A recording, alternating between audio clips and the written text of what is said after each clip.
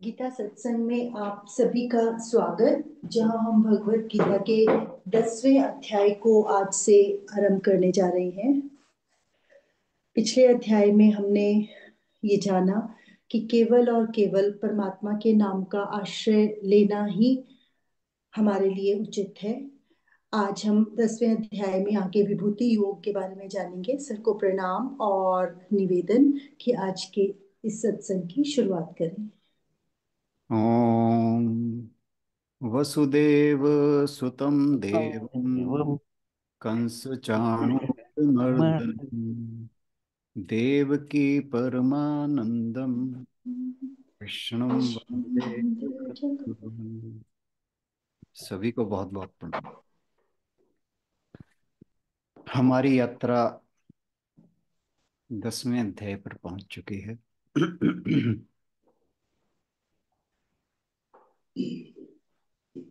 9वें अध्याय के बाद भगवान जी ने अर्जुन के प्रश्न की इंतजार नहीं किया कि अर्जुन प्रश्न करेगा तभी मैं इस अध्याय को आरंभ करूंगा, क्योंकि वे जानते थे कि अर्जुन और अधिक सुनना और जानना चाहता है। उन्होंने बोलना जारी रखा, क्योंकि अर्जुन को वो जो शिक्षा दे रहे हैं उसमें अर्जुन को आनंद आ रहा था। और एक अच्छा गुरु यह जानता है कि शिष्य से कब प्रश्न लेने चाहिए और कब पढ़ाना जारी रखना है, ताकि शिष्य जो है वो व्यस्त रहे और उसे प्रोत्साहन भी मिलता रहे। जैसा कि आप जानते हैं, अध्याय 7 से लेकर 9 तक भगवान श्री कृष्ण ने ब्रह्म के बारे में, ज्ञान और विज्ञान, इन दोनों की काफी इसको बड़े पैमाने पर एक्सप्लेन किया, जिसमें उन्होंने खास तौर पर इसके निर्गुण पहलुओं, निर्गुण पहलू यानी जिसमें ना तो कोई, क्योंकि भगवान जो हैं वो, या ब्रह्म जो हैं वो गुणातीत है, तो ना तो जिसमें कोई गुण हो और ना ही कोई अभिव्यक्ति के लक्षण हो। तो भगवान जी ने इसके जो ब्रह्म है उसके निर्गुण पहलुओं पर चर्चा की। लेकिन जो भगवान जी ने 7वें से लेकर 9वें अध्याय तक निर्गुण पहलू के बारे में बताया, ब्रह्म के निर्गुण के पहलू के बारे में, वो हो सकता है कि कोई जो साधारण व्यक्ति है उसके लिए यह बात थोड़ी उलझन भरी रही हो। तो इसलिए जो भक्ति की उत्पत्ति और किस प्रकार जो भक्त है उसकी भक्ति बढ़े, आशु जरा देखना किसका म्यूट कर देना जरा। कर दिया।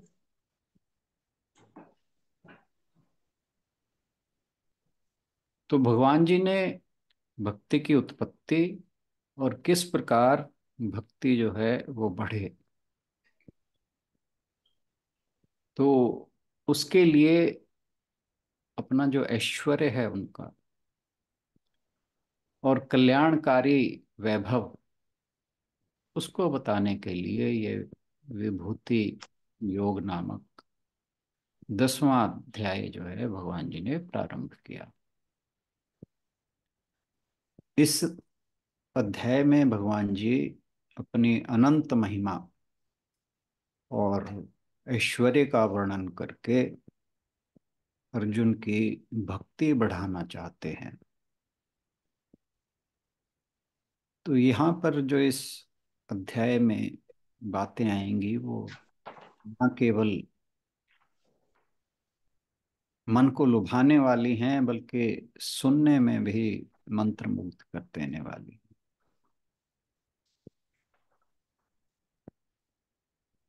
वे अर्जुन को अपनी महिमा पर चिंतन करके भगवान का ध्यान करने में मदद करती है। भगवान ने ब्रह्म का, उसके सगुण पहलुओं, यानी जो उनकी विशेषताएं हैं और अभिव्यक्तियां हैं, उनका वर्णन करके अधिक आसान तरीके से जो पहले विषय लिया था 7वें से अध्याय 9वें, और 7वें से लेकर 9वें अध्याय तक, उसी विषय का इस अध्याय में फिर से उसे सरल ढंग से बताया है। और अगले अध्याय में वे शारीरिक रूप से अर्जुन को वो दिखाते हैं जिसे भगवान का विराट रूप कहा जाता है।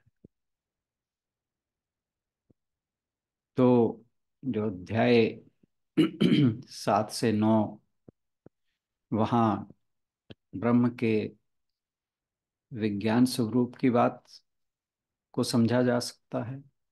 अध्याय 10 में उसी ब्रह्म के व्यवहारिक विज्ञान के रूप में, और अध्याय 11 को जो इन अध्यायों में बातें कही गई हैं उनके व्यवहारिक प्रदर्शन के रूप में समझा जा सकता है। इस प्रकार भगवत गीता हमें उस परमात्मा के बारे में संपूर्ण विवरण देती है। विभूति योग का अर्थ है ईश्वर की सर्वोच्च अभिव्यक्ति।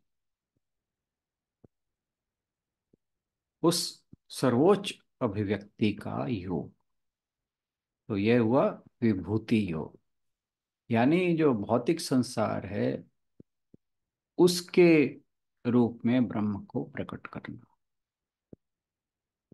ब्रह्म की उत्पत्ति को अत्यधिक जो विद्वान लोग हैं, समझदार लोग हैं, वो भी नहीं जानते। हालांकि जो लोग भक्ति से और दृढ़ता से ब्रह्म की खोज करते हैं, जब तक कि वे ब्रह्म के साथ एक नहीं हो जाते तब तक उस ब्रह्म की खोज करते हैं। अर्जुन श्री कृष्ण के अद्भुत ज्ञान और व्यक्तित्व को देखकर आश्चर्यचकित रह जाता है। वह पूछता है कि श्री कृष्ण जो ब्रह्म के रूप में उसके सामने आते हैं, स्वयं को दुनिया में कैसे प्रकट करते हैं। Excuse me.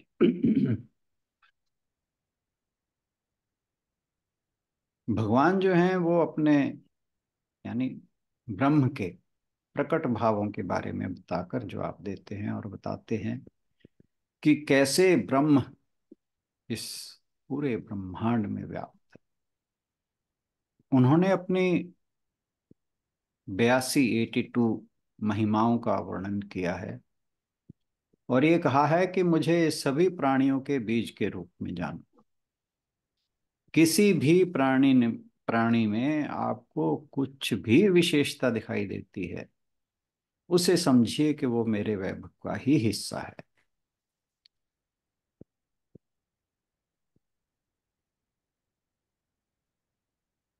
जो विभूति योग है, 10 मिनट।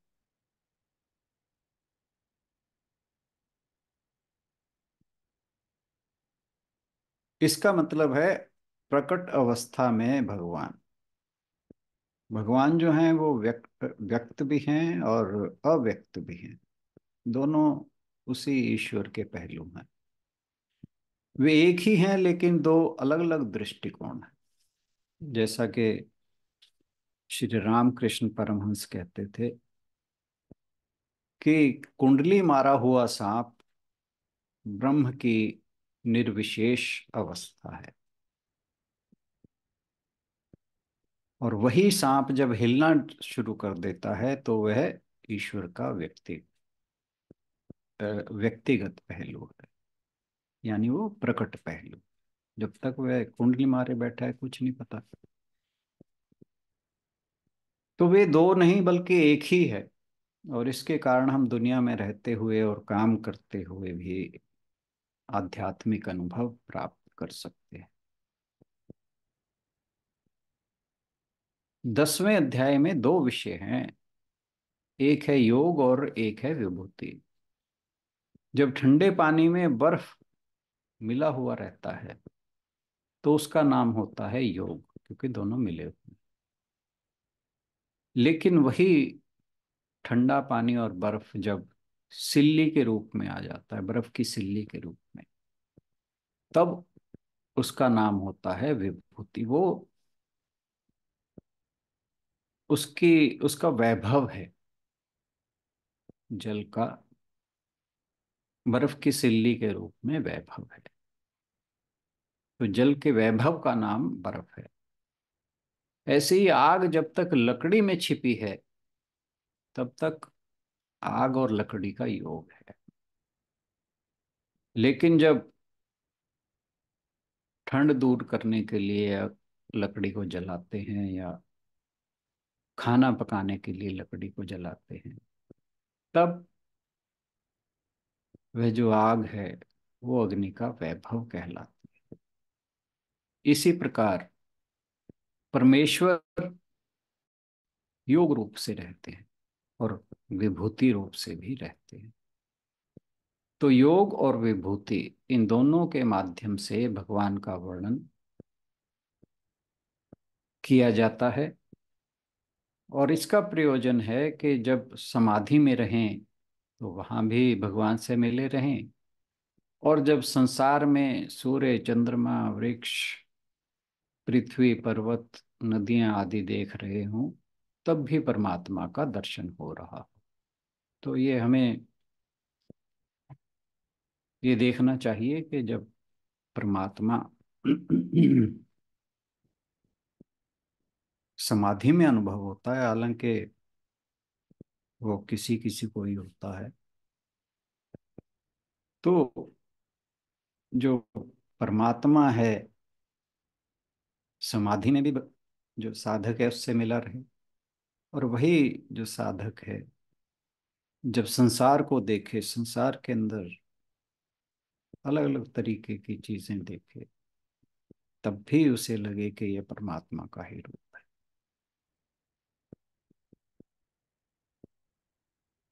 ईसाई, हिंदू, सूफी और बौद्ध, इन सब में जो भक्ति है उन सभी में आपको एक दिव्य अनुभव मिलता है, और वही संभावना जो मनुष्य का जीवन है उसे एक अर्थ प्रदान करती है। और इस अध्याय में हमें अभिव्यक्ति की दुनिया का ही विवरण मिलता है कि वह एक परमात्मा अनेक हो गया है। एको हम बहुश्याम। वह अनेक कैसे हो गया? अपनी योग शक्ति के माध्यम से, जो भगवान की एक अद्भुत शक्ति है। हालांकि वह एक है, वो अनेक भी हो सकता है। वह हम में से प्रत्येक में प्रकट होता है। प्रत्येक व्यक्ति वास्तव में अपने स्वयं के स्वरूप की दिव्य अभिव्यक्ति है। लेकिन भले ही परमात्मा सभी के माध्यम से प्रकट होता है, फिर भी वह हर चीज में सर्वोच्च है। इसका कि वो हर चीज में सर्वोच्च है, इसके बारे में हम थोड़ा सा देर से जानेंगे, जब आगे थोड़े से श्लोक हो जाएंगे, फिर समझ में आएगी ये बात क्या थी। वह सीमा से बंधा नहीं है, जबकि व्यक्तिगत व्यक्तिगत आत्मा सीमा से बंधा हुआ है, माया से बंधा हुआ है।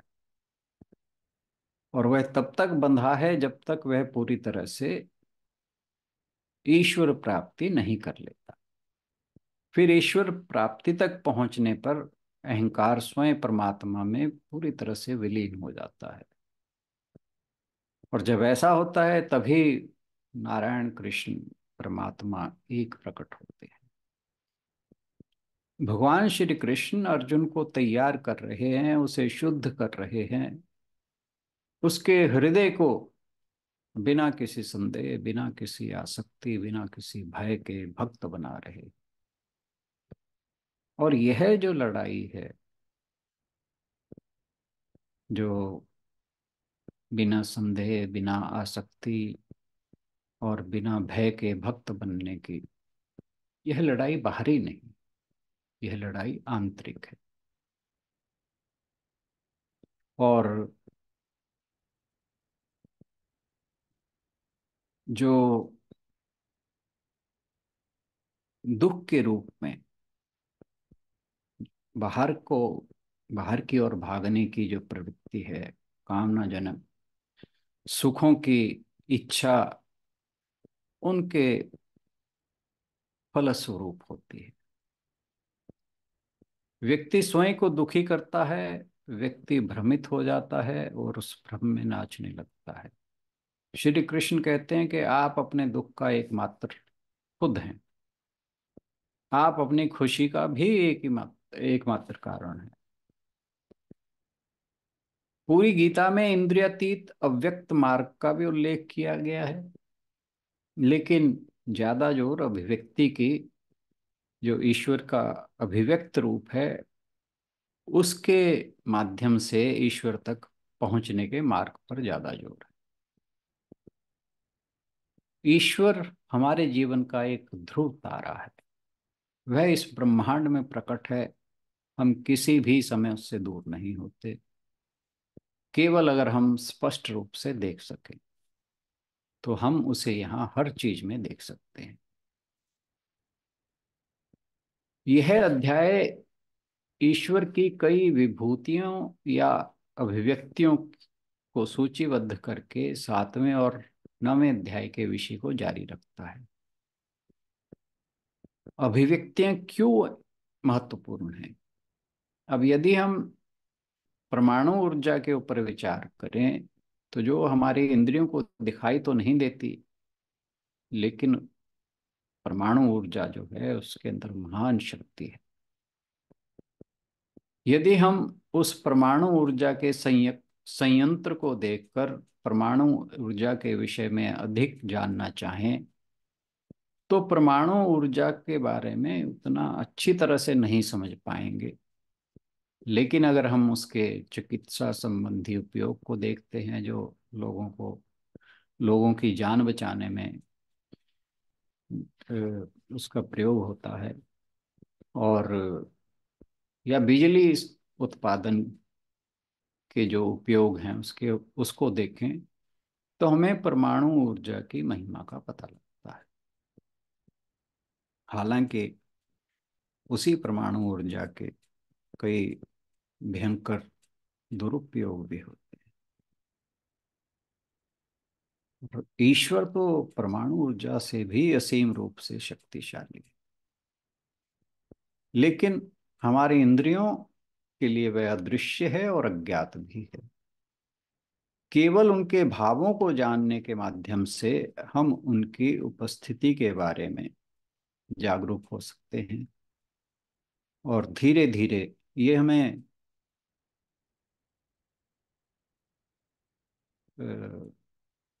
6ठे अध्याय में भी आई थी बात।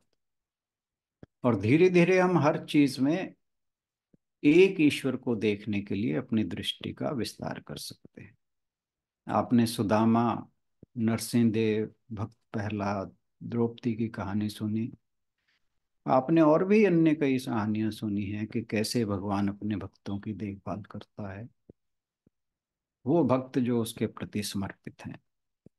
और वह अनेक रूपों को धारण करता है। अपने मन में बहुत से लोग कहते हैं कि भगवान तो कोई रूप ले ही नहीं सकता।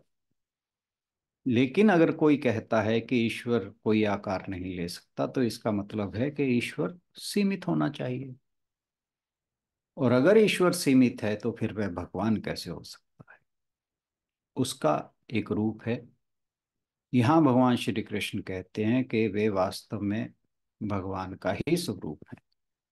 वे स्वयं सर्वोच्च भगवान 16 करोड़ संपूर्ण नारायण है। तो यह उनकी लीला है, अपने भक्त के प्रति उनके प्रेम के माध्यम से।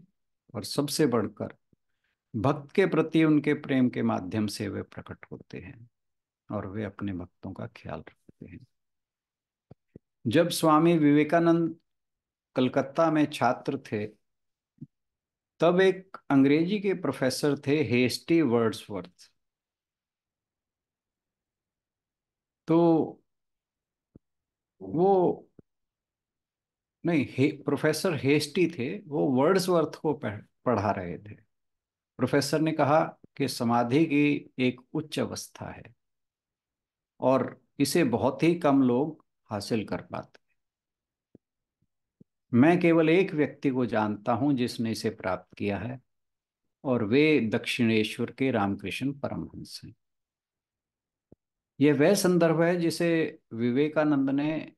जिसे उस समय नरेंद्र के नाम से जाना जाता था, श्री रामकृष्ण परमहंस के बारे में पहली बार सुना। इसे योग इसलिए कहा गया है क्योंकि इस अध्याय में वर्णन की गई भगवान की महिमा पर ध्यान करने से व्यक्ति अनेकताओं की जो सीमित दुनिया है उसमें अनंत की खोज कर सकता है। व्यक्तिगत मन और बुद्धि के द्वारा प्रभावित या उसके माध्यम से कार्य करने वाला आत्म अहंकार या जीव कहें, वो अपनी अपूर्णताओं के कारण सीमित है। जबकि ब्रह्मांडीय मन और बुद्धि से प्रभावित या उसके माध्यम से कार्य करने वाला वह शाश्वत ईश्वर तत्व पूर्ण एवं असीमित है। व्यक्तिगत मन और ब्रह्मांडीय मन के माध्यम से देखे जाने वाली आत्मा की इस धारणा को इस अध्याय में और अगले अध्याय में समझाया गया है। इस अध्याय के अंत में भगवान जी कहते हैं कि मैं पूरे ब्रह्मांड को अपने शरीर के एक अंग के रूप में धारण करता हूँ। यह दोहराते हुए कि उनकी दिव्य अभिव्यक्तियों की सीमा अनंत है, वे अर्जुन को यह बताकर इस विषय को समाप्त करते हैं कि संपूर्ण ब्रह्मांड उनका यानी ब्रह्म का एक नगण्य छोटा सा अंश है। तो ये एक छोटी सी भूमिका थी इस अध्याय की। इसके बाद हम पहले श्लोक की ओर चलते हैं और श्लोक पर चर्चा करें। इससे पहले आशु बहन से अनुरोध कि इस श्लोक को पढ़ते हैं। जी सर। ओम श्री परमात्मने नमः। श्री भगवानुवाच भूय एव महाबाहो शृणु मे परमं वचः यत्तेऽहं प्रीयमाणाय वक्ष्यामि हितकाम्यया। भूयः फिर, एव निश्चय ही, महाबाहो हे बलिष्ठ भुजाओं वाले, शृणु सुनो, में मेरा परमम परम वचः उपदेश, यत जो ते तुमको अहम मैं प्रियमाणाय अपना प्रिय मानकर वक्ष्यामि कहता हूँ हित काम्यया तुम्हारे हित के लिए।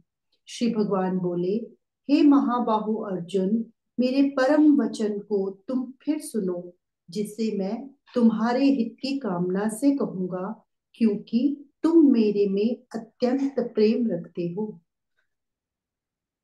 मनुष्य जानता है कि धर्म जो है उसमें कल्याण है, लेकिन फिर भी धर्म का आचरण नहीं कर पाता, और यह दुख जो है उसको बहुत सालता रहता है। वह जानता है कि पाप करने से नुकसान होता है, अंदर अंदर हर व्यक्ति जानता है।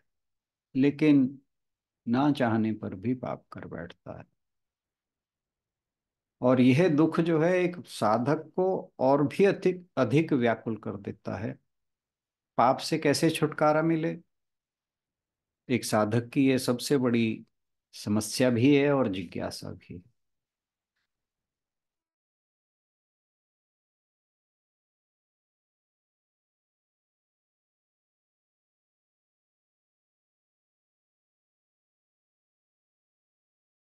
अभी जाता है, लेकिन यह अवस्था अस्थाई होती है, क्योंकि वक्त आने पर कोई ना कोई पाप उससे हो ही जाता है। मनुष्य क्रोध छोड़ता है तो लालच की भावना आ जाती है, लालच छूट जाए तो अहंकार आ जाता है। और जो अहंकार को छोड़ने का दावा करते हैं, उनका तो दावा बिल्कुल ही नाटक सिद्ध होता है, क्योंकि वे ऊपर से तो बड़े विनम्र बने रहते हैं कि हमें तो कुछ नहीं आता, हम तो संसार में फंसे हैं। लेकिन मन में यह भाव बना रहता है कि लोग उन्हें बड़ा विद्वान, साधक और महात्मा आदि समझें। मन का खेल ही ऐसा है कि दिखावा विनम्रता का किया जाता है, और भाव जो हैं वो अहंकार को पुष्ट करने वाले रहते हैं। हजार उपदेशों से अच्छा उपदेश वह है जिसके द्वारा मनुष्य अपने भीतर चल रहे इस अंतर्द्वंद से मुक्त हो जाए। पुण्य का कितना भी प्रलोभन दिया जाए, स्वर्ग आदि के कितने भी प्रलोभन दिए जाएं, लेकिन पुण्य में मनुष्य की प्रवृत्ति होती मुश्किल से ही है। पाप का भय, नरक का डर सभी सत्पुरुषों ने दिखाया है, लेकिन अक्सर देखने में आता है कि पुण्य आत्मा कम होते हैं और पाप आत्मा ज्यादा होते हैं। इसका रहस्य क्या है? इसका रहस्य ये है कि मनुष्य सोचता है कि स्वर्ग जो है या नर्क जो है वो तो जब मिलेगा मिलेगा, अभी तो पाप करके जितने सुख मिल सकते हैं वो तो भोग ही लें, क्योंकि जो पुण्य करने का मार्ग है वो थोड़ा मुश्किल है। और वह भविष्य की चिंता ना करके वर्तमान में केवल सुख भोगना चाहता है। लेकिन उसके मन में एक भाव तो हमेशा बना रहता है, उसके मन में ये बात चुभती रहती है कि वह कोई गलत काम कर रहा है। पापी मनुष्य भी जानता है कि मैं गलत तो कर ही रहा हूं। और ये समस्या सभी की है, अर्जुन की भी है, हमारी भी। श्री कृष्ण अर्जुन के पूछने में पहले ही बता चुके हैं कि मनुष्य जो है वो काम और क्रोध के वशीभूत होकर ना चाहते हुए भी पाप में प्रवृत्त हो जाता है। तो काम और क्रोध, ये जो दो शत्रु हैं, इनको नष्ट करना चाहिए। लेकिन ये कहना बड़ा आसान है। सभी कहते हैं कि वासनाओं पर विजय पाओ, किंतु वासनाओं को जीता कैसे जाए, इस प्रश्न का उत्तर बहुत ही महत्वपूर्ण है। श्री कृष्ण कहते हैं कि हे महाबाहो, मैं तुम्हें यह परम वचन कहता हूं, और इससे अधिक मूल्यवान कोई दूसरा वचन नहीं।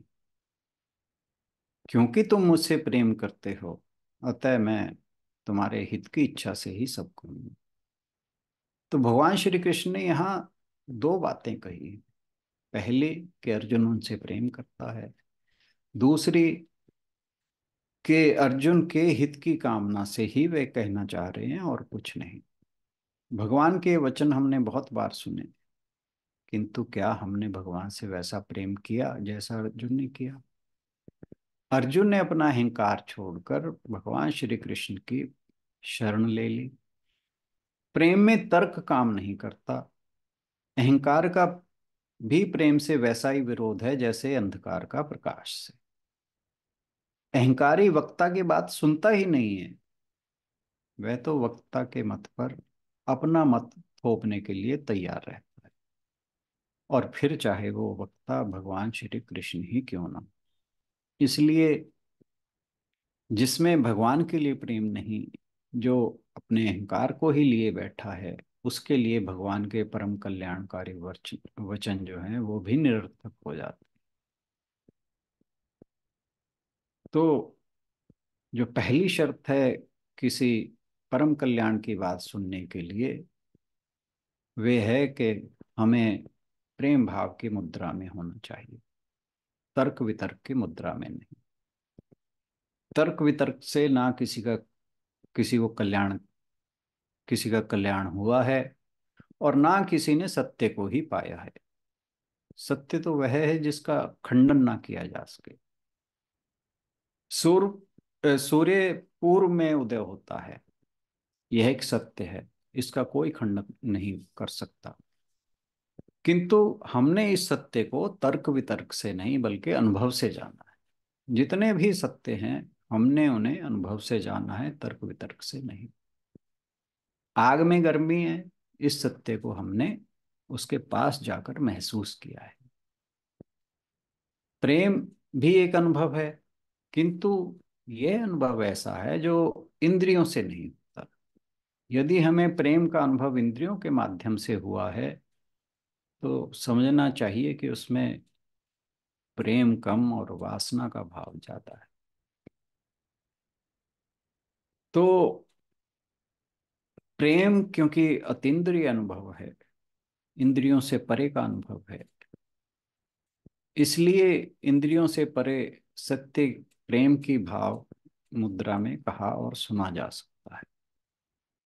साधक पाप से मुक्त हो सके इसके लिए जिस इंद्रियों से परे सत्य को जानना आवश्यक है, वह केवल प्रेम में ही जाना जा सकता है। अर्जुन उसी भगवान से प्रेम में सरोवर है। परम सत्य की बात ही क्या, लौकिक व्यवहार में भी यदि प्रेम अपने परिवार में है, अपने आसपास के लोगों से है, तो बहुत सी समस्याएं जो हैं वो सरल हो जाती हैं। लेकिन यदि आप परिवार और आसपास के लोगों से बहस ही करते रहेंगे तो फिर जो सरल बात है वो भी कठिन हो जाती है। दूसरी बात, श्री कृष्ण कहते हैं कि उनके मन में अर्जुन के हित की कामना है। तो जब वक्ता के मन में श्रोता के हित के अतिरिक्त और कोई अपना छिपा हुआ स्वार्थ नहीं है, तो वह सत्य को कह ही नहीं पाएगा। क्योंकि अगर वक्ता के मन में स्वार्थ है तो फिर सत्य उसके वचनों में हो ही नहीं सकता। स्वार्थ के कारण वह उससे ऐसी बातें कहेगा जो उसे अच्छी लगती, ना कि उसके कल्याण की बातें कहेगा। और जब ऐसी बातें कहेगा जो उसे अच्छी लगती हो, तो जो सत्य है वो फिर प्रकट नहीं होगा।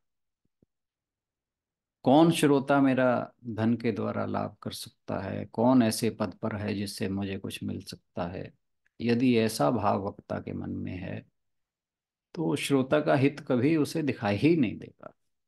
अब श्री कृष्ण को अर्जुन से ना तो कोई स्वार्थ सिद्ध करना है और ना ही उससे कुछ कामना है, तो इसलिए वे सत्य को प्रकट कर रहे हैं।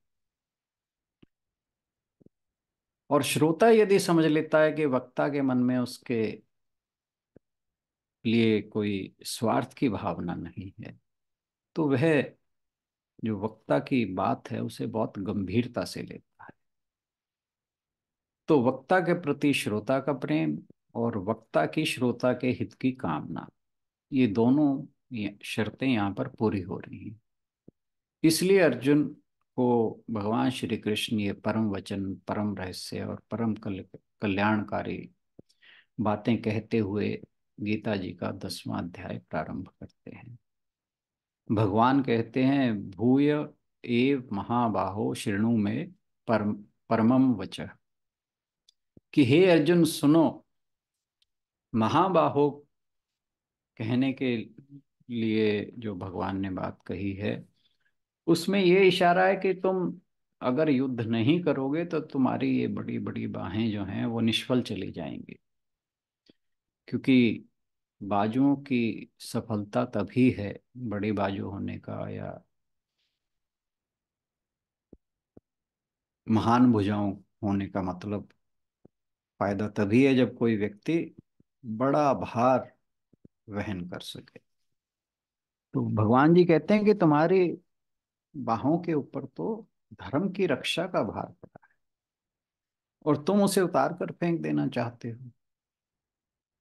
तुम तो दूर की वस्तु को भी उठा कर ला सकते हो, लेकिन मैं तो तुम्हें बहुत नजदीक की बात बताता हूँ। तो फिर मेरी बात सुनो। भूयः का अर्थ है फिर से। शृणु में परमम वचः, मेरे सर्वोच्च शब्दों को सुनो। जिस शब्द में अद्भुत अर्थ निहित हो उसे परमम वचः कहा जाता है। शेक्सपियर कहते हैं कि भाषण खोखला हो सकता है जिसमें शोर और रोष के अतिरिक्त कुछ नहीं हो, या प्रगाढ़ हो सकता है बिल्कुल एक खूबसूरत मधुमक्खी के छत्ते की तरह जिसके अंदर शहद ही भरा हुआ है। इसी तरह हमारे पास गहरे अर्थ से भरे हुए शब्द हो सकते हैं। फिर वे कहते हैं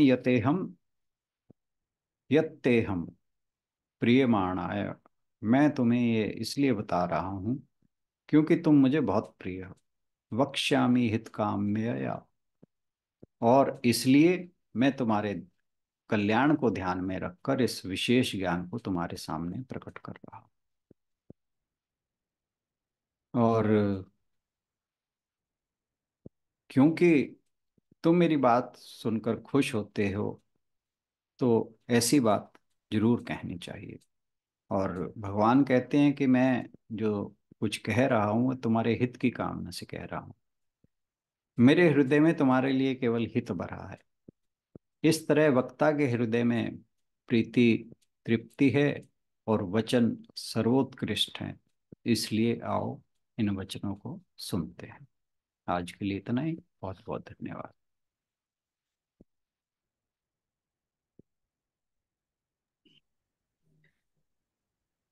धन्यवाद रामा सर।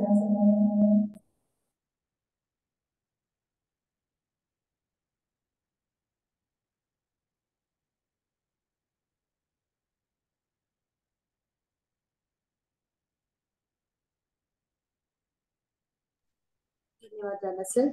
आज के श्लोक को लेकर यदि आप लोगों का कोई प्रश्न हो तो आप जरूर बात कर सकते हैं।